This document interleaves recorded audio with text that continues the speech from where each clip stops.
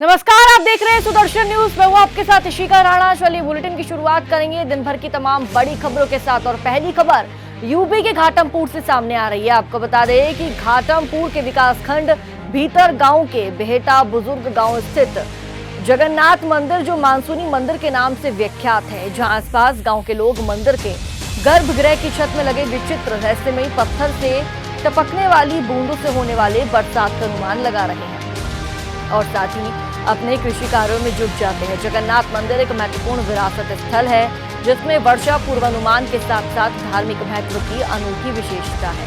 घाटमपुर के विकासखंड भीतर गांव के बेहटा बुजुर्ग गांव स्थित जगन्नाथ मंदिर अपनी अनोखी विशेषता के कारण प्रसिद्ध है। पुजारी केपी शुक्ला ने बताया कि मंदिर की विशेषता है, यह बारिश होने की सूचना एक पखवाड़े पहले दे देता है और बारिश शुरू होने पर पत्थर से बूंदों का टपकना बंद हो जाता है। पुजारी व ग्रामीणों ने बताया कि मंदिर से पानी टपकना शुरू हो गया है। बूंदों के आकार से औसत बारिश होने के अनुमान लगाए जा रहे हैं। तो वहीं मानसूनी मंदिर का रहस्य आज भी लोगों के लिए रहस्य बना हुआ है। आपको बता दें, भीतर गांव जगन्नाथ मंदिर का रहस्य आज तक लोगों के लिए एक रहस्य ही बना हुआ है। हालांकि इस रहस्य को जानने के लिए तमाम प्रयास हो चुके हैं, लेकिन तमाम सर्वेक्षणों के बाद भी मंदिर के निर्माण तथा टपकने वाली बूंदों का रहस्य पुरातत्व वैज्ञानिक तथा खोजकर्ता नहीं लगा सके। ये आस्था, ये हमारे आस्था और विश्वास का केंद्र ही दूसरी नहीं है, हमारे भारतवर्ष का गौरव है। जो कि ऐसी चीज हमारे भारतवर्ष, हमारे कानपुर जिले में है, जिसका विश्व चर्चा कर रहा है और विश्व में इस प्रकार की जो पत्थर आपको देखने को नहीं मिलेगा। तो ये हमारे जिले या हमारे देश का भी गौरव का विषय है कि जो कि ऐसी अजूबी चीज हमारे पास है, हमारे देश के पास है, जो कि विश्व में किसी देखने को नहीं मिलेगी। जो नास्तिक लोग हैं, जिनको भक्ति भाव से भगवान से कोई मतलब नहीं है, वो लोग कहते हैं कि ये चीज जो है गलत है, ऐसा नहीं हो सकता, ये पानी। देखो, जो भी है बगैर, देखो वेदों का मत भी है, जो भी है वो सब ईश्वर की कृपा से। प्रकृति स्वयं कुछ नहीं करती है। एक बात ध्यान देंगे कि जैसे हमारा शरीर है और हम देखने में लगता है कि हम सब कुछ करते हैं, लेकिन ये हमारा अहंकार है कि हम जो उस बात को नहीं समझते। हमारा शरीर तभी तक काम करता है जब तक हमारे शरीर में जीव है, और जिस दिन जीव निकल जाएगा उस दिन हमारा शरीर काम करना बंद कर देगा, हम सोचना बंद कर देंगे, हमारा दिमाग चलना बंद, काम करना बंद कर देगा। लेकिन देखते हैं कि जो जिस दिन जीव निकल गया उस दिन हम काम करना बंद कर देंगे, हमारा शरीर काम नहीं कर, उस दिन सारा हमारा अहंकार चला जाएगा। लेकिन जीव है कौन? तुलसीदास ने साफ लिखा है कि ईश्वर अंश जीव अविनाशी। जीव तो वो ईश्वर का अंश है। जितने पावर का जीव परमात्मा ने हमारे हृदय में रख दिया, उतनी हमारी जो है ज्ञान, विवेक, बुद्धि, उतने उसका प्रकाश फैलेगा, उतना ही हम कार्य करने की हमारी क्षमता होगी। तो जो भी करने वाला तो ईश्वर ही है।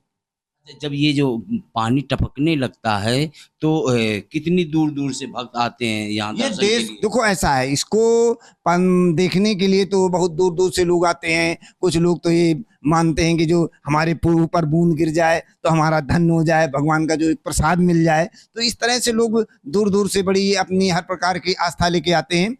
ये तो मानसून पत्थर भी देखने का बड़ा अजूबा चीज है, दो देश के लोग इसको देखने के कौतूहल बस आते हैं। दूसरी बात, ये कला भी जो यहाँ है, ये कला भी बहुत देखने योग्य है, जो कि बड़ी दुर्लभ कलाकृतियां हैं। और इस कलाकृति को, इस मानसून पत्थर को देखने के लिए हमारे देश के कोने कोने से लोग आते हैं इसको देखने के लिए। यहाँ पे कोई मनौती या मान्यता, पानी बूंद गिर जाए तो ये मान्यता भी कुछ नहीं मानिए, लोग मानते, अपने को धन्य मानते हैं कि हमारे पर एक बूंद गिर जाए तो एक, मान लीजिए बाबा जगन्नाथ जी का हमको प्रसाद मिल गया, हमको हमारी जब शीघ्र ही मनोकामनाएं पूर्ण होंगी। लेकिन ये लोग इस पर अपनी धारणा रखते हैं, लोगों की अलग अलग अपनी विचारधाराएं हैं। तो ये जो हमारे बीच में जो है पुजारी जी थे, जिन्होंने बताया कि ये भगवान विष्णु जी का जो है जगन्नाथ जी का मंदिर है। यहाँ पे जो विशेषता है, जो आप खुद ही देख सकते हैं, यहाँ पे किस तरीके जो पूरा पत्थर गीला है और बूंदे जो है टपक रही। जो लोगों का ये मानना है कि जिसके ऊपर अगर बूंद गिर जाए तो वो धन हो जाए, अमृत के समान है बूंद। गोविंद शुक्ला के साथ लाखन सिंह, सुदर्शन न्यूज, घाटमपुर। बीच में जो मंदिर में जो दर्शन के लिए दर्शनार्थी आए हुए हैं, भक्त लोग हैं, और इनसे जानते हैं कि क्या विशेष बात, क्या नाम है आपका? शैलेंद्र शुक्ला। अच्छा, कहाँ से आए हो आप? कानपुर से। अच्छा, क्या सुनकर मंदिर में आए? इस मंदिर की भव्यता और इसके विषय में समाचार पत्रों में कई बार सुना था, तो बहुत दिन से जिज्ञासा थी, लेकिन आज जगन्नाथ भगवान की कृपा हुई तो आज हम लोग यहाँ उपस्थित हुए। आपके ऊपर बताते हैं कि जिसके ऊपर बूंद गिर जाए उसका कार्य सिद्ध हो जाता है, आपके ऊर गिरी अभी? भाई मैं तो अभी अभी आया, अभी तो नहीं गिरी, लेकिन देख रहे हैं भाई। ये है। आपका क्या नाम है? सुरभि, कहाँ से आए? कानपुर से। अच्छा, दर्शन के लिए आए? जी दर्शन के लिए आए हैं। अखबार में निकला था तो वही देखने के लिए हम लोग आए कि देखिए कैसे मानसून टेम्पल इसको बोला जाता है। कि जिसके ऊपर बूंद गिर जाए उसकी जो कोई मनौती होती है हो जाती है, तो आप भी क्या मनौती मांगे? मनौती तो हाँ, मनौती तो मन के अंदर रहती है, तो वही। आपको विश्वास है? जी भगवान पे तो पूरा ही विश्वास है, तभी दर्शन करने आए। चलिए रुक करेंगे अगली जानकारी की ओर। तो खबर यूपी के कानपुर से सामने आ रही है। आपको बता दें, कानपुर में सूरज अगले 4 दिन आग उगलेगा, तो वहीं सूरज, लू और तपन का सामना लोगों को करना होगा। आपको बता दें, भीषण गर्मी की वजह से लोगों का हाल बेहाल है, लेकिन अभी गर्मी से निजात मिलते नहीं दिख रहा है। उत्तर प्रदेश में भी अगले 4 दिनों तक लू वाला जो तपन है, लू वाली जो तपन है, लू और तपन से राहत के आसार नहीं है। 17 जून के बाद पूर्वांचल के तराई वाले इलाकों में हवा का रुख बदलेगा, पछुआ के बजाय पूर्वाई बहेगी और बादलों का डेरा रहेगा। मौसम विभाग के अनुसार 19 जून के बाद मानसून की गतिविधियां चालू हो सकती है। चंद्रशेखर आजाद विश्वविद्यालय के मौसम वैज्ञानिक डॉक्टर SN सुनील पांडे के अनुसार इस पूरे हफ्ते गर्म हवाएं कानपुर मंडल सहित उत्तर प्रदेश और बिहार बंगाल तक अपना असर दिखाती रहेंगी।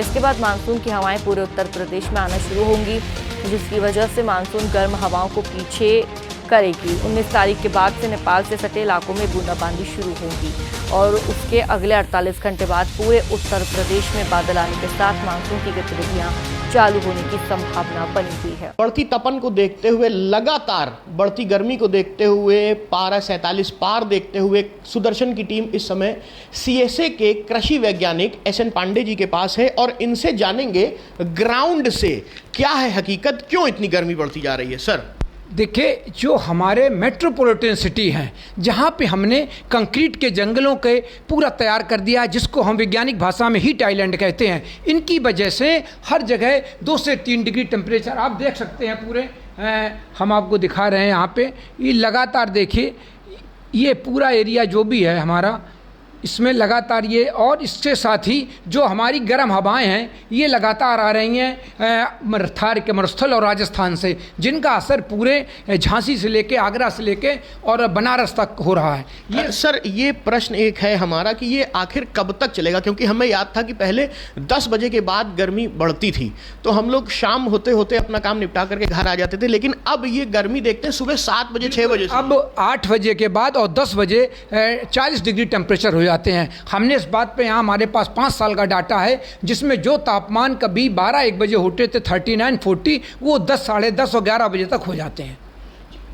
ये कारण क्यों है इतना? जैसे नौतपा भी समाप्त हो गया, दर्शक जान रहे हैं, नौतपा समाप्त होने के बावजूद आज गर्मी से राहत नहीं है।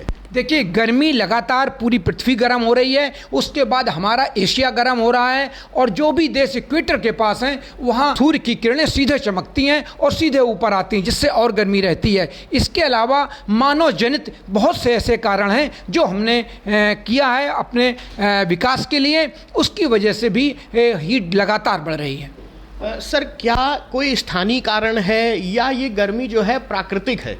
नहीं, स्थानीय कारण जो हमारे जनित, जैसे हमने बड़े बड़े शहरों में कंक्रीट के जंगल बसाए, हजारों लाखों की तादाद में बड़ी बड़ी गाड़ियाँ, एयर कंडीशनड, और पेड़ साड़े काट दिए, सारी ज़मीन पक्की कर दी, ये सारे कारण हैं। आने वाले समय में 10-15 साल बाद क्या, जैसे आज गर्मी का रिकॉर्ड टूट रहा है, तो आने वाले 10-15 साल को आप मौसम वैज्ञानिक हैं, कैसे देखते हैं? देखिए, आगे आने वाले दिन निश्चित रूप से और दिक्कत करेंगे किसानों के लिए, खेती के लिए और ह्यूमन हेल्थ के लिए, क्योंकि अगर हम हर आदमी इस पे जागरूक नहीं होगा तो सरकारें और कोई कुछ नहीं कर सकता। हमें खुद जागरूक होकर इस पे काम करना पड़ेगा। तो आप थे हमारे साथ SN पांडे जी, जिन्होंने बताया कि हमें खुद जागरूक होने की ज़रूरत है और जो कंक्रीटिंग सिस्टम है उससे 2 डिग्री पारा और बढ़ता है। बने रहिए हमारे साथ, देखते रहिए Sudarshan news. Camera person Mayank Saini के साथ मैं राहुल मिश्रा, सुदर्शन न्यूज़ कानपुर। चलिए रुक करेंगे अगली जानकारी की ओर और बात करेंगे यूपी के चंदौली की। आपको बता दें कि यूपी के चंदौली में अवैध मिट्टी खनन को लेकर महकमा अलर्ट मोड पर है। शासन स्तर से जारी निर्देशों के अनुपालन क्रम में सदर एसडीएम के नेतृत्व में अधिकारियों की टीम अवैध मिट्टी खनन कार्य में लगे 10 ट्रैक्टर, 2 जेसीबी व 2 रीपर को सीज करने की कार्रवाई उनके द्वारा की गई। वहीं लगातार 2 दिनों से जारी इस अभियान में बुधवार की देर रात 8 ट्रैक्टर ट्रॉली और गुरुवार की सुबह 2 जेसीबी, 2 ट्रैक्टर एवं 2 रीपर को सीज किया गया। सदर तहसील क्षेत्र में अवैध मिट्टी का खनन जोरों पर चल रहा है। लगातार मिल रही सूचनाओं को लेकर एसडीएम के नेतृत्व में स्थानीय प्रशासन द्वारा कार्रवाई अमल में लाई गई। अवैध खनन की जहाँ से भी हमें रिपोर्ट आ रही है उसके ऊपर तुरंत कार्रवाई की जा रही है और पर्सनली हर जगह पे विजिट करके हम लोग कोशिश कर रहे हैं कि जितनी भी खनन की रिपोर्ट है हम खुद वेरीफाई करें। इसी क्रम में डीएमओ साहब और हमने लगातार 2 दिन से जहाँ जहाँ शिकायतें आई हैं वहाँ गए हैं और जब्त भी की गई हैं जहाँ पे भी शिकायतें आई थी। जैसे कि कल काटा में मिर्दासपुर जगह पर हमने 8 ट्रॉली करीब जब्त की है जिसमें मिट्टी खनन हो रही थी और आज इसी क्रम में सवैया महलवार में 2 जेसीबी, 2 रीपर और 3 ट्रैक्टर मिट्टी जब्त की गई है। और जो भी शिकायत है हम आम जनमानस से भी रिक्वेस्ट करेंगे कि जहाँ पे भी शिकायत है खनन अगर आपको अवैध पता चल रहा है तो हमें बताइए। इस बारे में तुरंत एक्शन तहसील की टीम से भी और डीएमओ साहब की तरफ से भी तुरंत एक्शन किया जाएगा। आगे कब तक ये कार्रवाई जारी रहेगी? ये कार्रवाई अभी हम 1 हफ्ते तक कंटिन्यूस रखेंगे। जहाँ पे भी हमें थोड़ी भी खबर आती है या फिर इन जनरल इंस्पेक्शन में भी हमें जहाँ पे भी संदिग्ध लगता है वहाँ पे 1 हफ्ते तक ये कार्रवाई जारी रहेगी। चलिए रुक करेंगे अगली जानकारी की तरफ। तो खबर उत्तर प्रदेश के हरदोई से सामने आ रही है। आपको बता दें कि हरदोई में अखिल भारतीय ब्राह्मण महासभा हरदोई के पदाधिकारी ने पुलिस अधीक्षक को ज्ञापन सौंपा और आपको जानकारी दे दें कि ब्राह्मण समाज व क्षत्रिय समाज के लिए अभद्र भाषा का प्रयोग करने वाले युवक पर कार्रवाई होने की मांग की गई। दरअसल शाहपुर मुगल में बोध कथा के लिए इस दौरान अवध भाषा का प्रयोग किया गया, तो वहीं हिंदू देवी देवताओं का भी अपमान किया गया। बौद्ध कथा मंच से सनातन संस्कृति और हिंदू देवी देवताओं को अपशब्द बोले गए। वहीं ज्ञापन को लेकर पुलिस अधीक्षक ने कार्रवाई के निर्देश भी दिए हैं। तड़ियावा के मुगलपुर गांव में एक गुंडा नामक व्यक्ति द्वारा ब्राह्मण समाज व क्षत्रिय समाज व भगवान श्री रामचंद्र जी को लेके अपशब्द का प्रयोग किया गया। आज उसी संबंध में एसपी साहब से मिलकर उक्त गुंडा नामक व्यक्ति पे कार्रवाई करने की मांग की। वह कथावाचक भारतीय भैया जो है बहुत ही समाज को दूषित करने का काम कर रहा है, उसके खिलाफ भी कार्रवाई करने की मांग की। यहाँ पर एसपी साहब ने आश्वासन दिया, बताया कल मुकदमा लिख गया है और गिरफ्तारी है तो उस पर आगे की प्रोसेस किया जा रहा है। चलिए रुक करेंगे अगली जानकारी की तरफ। खबर उत्तर प्रदेश के जनपद संभल से सामने आ रही है। आपको बता दें जनपद संभल में अवैध खनन पर निरीक्षक ने मुखबिर की सूचना के आधार पर छापेमारी की, जहां पर मौके से मिट्टी से भरा ट्रैक्टर ट्रॉली व एक लोडर को पकड़कर सीज किया गया। मामला थाना चुनावई क्षेत्र के गांव हरगोविंदपुर जंगल का है, जहां रात्रि में खनन माफिया द्वारा अवैध खनन का कारोबार किया जा रहा था। तो मुखबिर की सूचना पर रात्रि में पहुंचे खान निरीक्षक ने बड़ी कार्रवाई करते हुए ट्रैक्टर ट्रॉली व लोडर को सीज कर दिया, जिसको लेकर खनन माफियाओं में हड़कंप मच गया और आगे की कार्रवाई चल रही है। रात लगभग 1 बजे सूचना प्राप्त हुई मुखबिर द्वारा कि थाना जुनवाई क्षेत्र में किसी गांव में अवैध खनन, वहाँ पे गया एक लोडर और एक ट्रैक्टर अवैध खनन करते हुए पकड़े गए 2 बजे रात में, जिसे चौकी बैरपुर लाकर सीज किया। चलिए बात अब यूपी के मुरादाबाद की कर लेते हैं। तो आपको बता दें मुरादाबाद में विद्युत विभाग के भ्रष्ट अधिकारियों पर बड़ी कार्रवाई देखने को मिली। नगर पालिका अध्यक्ष रघुराज यादव की शिकायत पर मुख्यमंत्री योगी आदित्यनाथ ने संज्ञान लिया। मुरादाबाद में सुदर्शन की खबर का बड़ा असर देखने को मिला, जिसके चलते विद्युत विभाग के 4 अधिकारियों पर बड़ी कार्रवाई की गई। दरअसल मुरादाबाद की बिलारी नगर पालिका परिषद में 19 करोड़ की लागत से बिजली की लाइन बिछाने का कार्य चल रहा था। नगर पालिका परिषद अध्यक्ष ने मामले पर संज्ञान लिया और मुख्यमंत्री को इस पूरे मामले की शिकायत की है। शिकायत के आधार पर जांच अधिकारी लिप्त पाए गए और बड़ी कार्रवाई यहाँ पर देखने को मिली। सोमवार को अपने नगर के बंच केबिन की कंप्लेंट की थी और बुधवार शाम तक उस कंप्लेंट का उन्होंने निस्तारण कर दिया। मैं पुनः अपने यशस्वी योगी जी का और ऐसे अधिकारियों का बहुत बहुत धन्यवाद देता हूं और साथ ही मैं अपने नगर के सभी पत्रकार बंधुओं को, सामाजिक कार्यकर्ताओं को, व्यापार मंडल को और अपने नगर परिवार को, जो कि मेरे साथ कंधे से कंधा मिलाकर मेरा साथ दिया, मुझे मजबूती दी, उन सभी का मैं बहुत बहुत धन्यवाद देता हूं। और मैं अपने नगर पालिका बोर्ड का भी, जो सम्मानित मेरे सभासदगण मेरे कंधे से कंधा मिलाकर इस कंप्लेंट में साथ रहे। इस समय हम मौजूद है मुरादाबाद जनपद की तहसील बिलारी क्षेत्र में। तहसील बिलारी क्षेत्र विद्युत उपखंड यहाँ पर विद्युत उपखंड अधिकारी एसडीओ का कार्यालय है। यहाँ एसडीओ कार्यालय पर अभी बीते दिनों लगातार हमारे चैनल द्वारा एक खबर प्रकाशित की गई थी कि यहाँ पर लगातार यहाँ नगरवासियों की जनप्रतिनिधि की शिकायत चल रही थी। जो बंच के बिल पड़ रहे हैं वो मानक से बिल्कुल परे जाकर मानक के अनुसार नहीं पड़ रहे। भ्रष्टाचार की भेंट चढ़ते हुए विद्युत विभाग फिर एक बार भ्रष्टाचार में लिप्त पाया गया और यूपीपीसीएल के चेयरमैन द्वारा इस चीज का संज्ञान लेते हुए जो यहाँ पर प्रतिनिधियों द्वारा शिकायत की गई थी, नगरपालिका अध्यक्ष द्वारा लगातार शिकायत की गई थी, उस पर संज्ञान लेते हुए ये संज्ञान सूबे के मुख्यमंत्री योगी आदित्यनाथ जी तक पहुंचा और उन्होंने तत्काल कार्रवाई करते हुए ऐसे भ्रष्टाचारियों पर सख्त कार्रवाई की है और 4 ऐसे जो यहाँ पर इसमें अधिकारी लिप्त पाए गए हैं उन पर सख्त कार्रवाई करते हुए यूपीपीसीएल ने उन 4 अधिकारियों को निलंबित कर दिया गया है। अब देखना ये है क्या केवल ये कार्रवाई निलंबन तक ही रुकेगी या ऐसे भ्रष्ट अधिकारियों के खिलाफ कोई सख्त कार्रवाई कर उन्हें कोई सजा मुहैया कराई जाएगी। सुमित टंडन, सुदर्शन न्यूज, मुरादाबाद। रुक करेंगे अगली जानकारी की तरफ। खबर यूपी के मुरादाबाद से सामने आ रही है। आपको बता दें, मुरादाबाद के थाना सिविल लाइन पुलिस ने नशे का कारोबार करने वाले अभियुक्तों को गिरफ्तार किया है। तो वहीं नशे के बढ़ते कारोबार को लेकर मुरादाबाद पुलिस ने सख्त कार्रवाई की। एसएसपी हेमराज मीणा ने मामले का खुलासा करते हुए बताया कि लगातार पुलिस को सूचना मिल रही थी कि थाना सिविल लाइन क्षेत्र में नशे का कारोबार चल रहा है। पुलिस ने कुछ पहलुओं पर जांच की। पुलिस ने पहले कुछ पहलुओं पर जांच की और इस आधार पर कार्रवाई करते हुए तीनों अभियुक्तों को गिरफ्तार कर जेल भेजने का कार्य यहाँ पर किया गया। देखिए, आज थाना सिविल लाइन से 3 लोगों को गिरफ्तार किया गया, जिसमें एक विशाल पुत्र महेश है और दूसरे हैं विकास पुत्र महेश और तीसरे पीयूष पुत्र सूर्य प्रकाश। ये तीनों आदर्श कॉलोनी थाना सिविल लाइन के रहने वाले हैं और इनके पास से करीब 78 किलो गांजा इनके पास से बरामद हुआ है और इनकी गिरफ्तारी के दौरान 2 लोग और थे जो कि मौके से भागने में सफल रहे। उनमें एक है विशाल पुत्र जयवीर सिंह, ये आदर्श कॉलोनी के रहने वाले हैं। दूसरे फैजान, ये फतेहगंज पश्चिमी बरेली के रहने वाले हैं। और ये लोग लगातार यहाँ पे फतेहगंज पश्चिमी चूँकि इसका उत्पादन होता है, वहाँ से ये गांजा लाते थे और आदर्श कॉलोनी में लाके यहाँ पर कुछ छोटे जो विक्रेता थे उनको ये लोग बेचते थे और इसी की वजह से यहाँ पे तमाम जो नई उम्र के और जो टाइप के जो लोग हैं वो दिन भर ये जो नशा यहाँ पर चलता रहता था। तो ये एक अच्छा गैंग पकड़ में आया है और इसमें जो सोर्स है उसका भी जानकारी हुई है और जो डिस्ट्रीब्यूटर है उसकी भी जानकारी हुई है।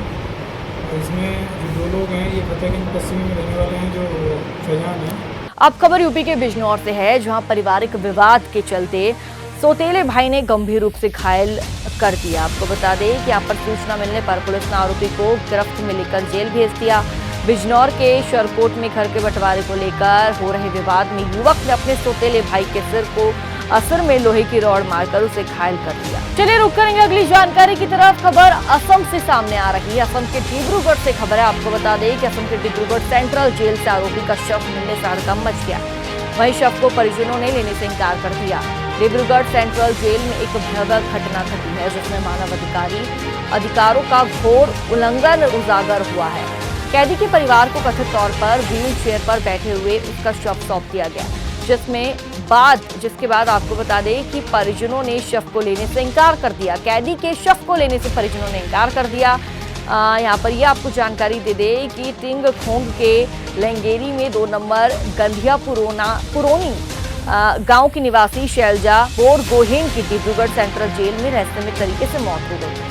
उनकी मौत के बाद जेल अधिकारियों ने उनके शव को व्हीलचेयर पर रखकर उनके जो परिवार उनको सौंप दिया, जिसे मानवता का घोर अपमान माना जा रहा है। शैलजा को 3 दिन पहले डिब्रूगढ़ सेंट्रल जेल लाया गया था, जहां उन्हें जमानत भी मिल गई और उनके परिवार वाले उन्हें घर ले जाने जैसे ही आए तो उसकी बजाय कथित तौर पर उन्हें उनका मृत शरीर सौंप दिया गया। मृतक की बीमारी को लेकर परिजनों को कोई सूचना नहीं दी गई और जब बेल हुई तो शैलजा को लेने परिजन डिब्रूगढ़ जेल पहुंचे तो उन्हें व्हीलचेयर पर शैलजा बोरगोहेन का जो शव है वो सौंपा गया है। ये पहले उसका बीबी का साथ कोई झगड़ा हुआ, इधर बामुन भाई थाना में केस दिया था, वो केस से उसको पकड़ के लेके आया, परसों दिन लेके आया और अभी परसों दिन लेके आया, अभी 3 दिन हुआ है।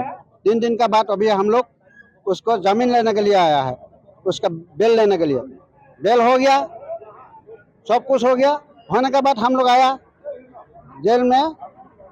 जेल का जो उसका जिम्मेदारी है वो हम लोग को एक व्हील चेयर में हम लोग को निकाल के दिया है अंदर से।